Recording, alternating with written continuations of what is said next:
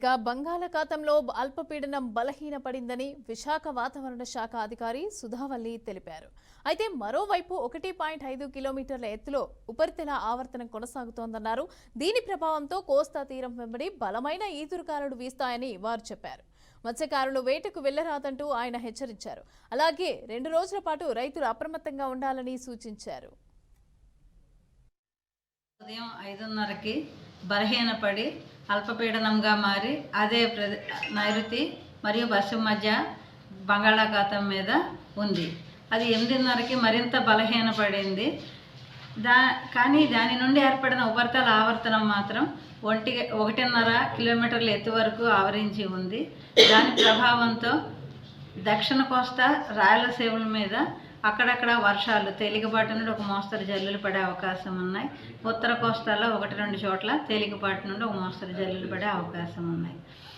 దాని ప్రభావం ఇంకా కొనసాగడం మూలాన గాలులు 45 నుండి 55 కిలోమీటర్లు, గస్టింగ్ టు 65 కిలోమీటర్లు వేగంగా ఉత్తర కోస్తా వెంబడి వీస్తాయి.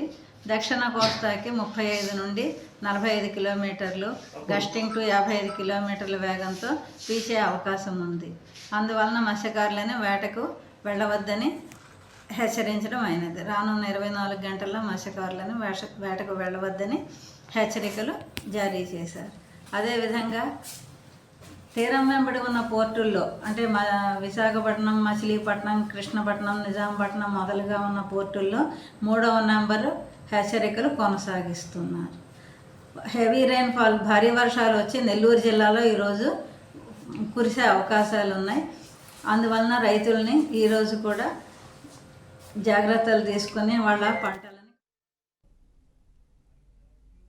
రెడ్డిక బంగాళాఖాతంలో తీవ్ర అల్పపీడనం బలహీనపడిందని విశాఖ వాతావరణ శాఖ అధికారి సుధావల్లి అయితే తెలిపారు. రైట్గా ఇదే అంశానికి సంబంధించి పూర్తి డీటెయిల్స్ మా ప్రతినిధి శ్రీనివాస్ అందిస్తారు.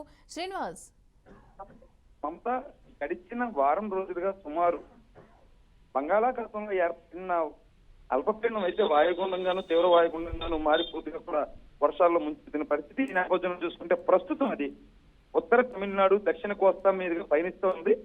దీని ప్రభావంతో అయితే ఇది బలహీనపడింది మనం చెప్పుకోవచ్చు.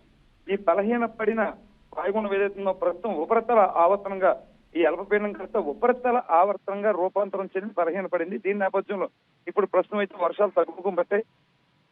ప్రజెంట్ అంతా కూడా ఇక్కడ ఏదైతే కొన్ని రాయలసీమ జిల్లాలు కావచ్చు, గోదావరి జిల్లాలు కావచ్చు, ఉత్తరాంధ్ర జిల్లాలు కావచ్చు, మోస్తరు నుంచి అతి మోస్తరు నుంచి భారీ వర్షాలు కూడా పడిన పరిస్థితి అయితే ఉంది. ఇవన్నీ కూడా కొంత తగ్గుముఖం పట్టి పడిన పరిస్థితి ఉందని వాతావరణ శాఖ అధికారులు అయితే మనకు తెలియజేసిన పరిస్థితి అయితే ఉంది. మమత,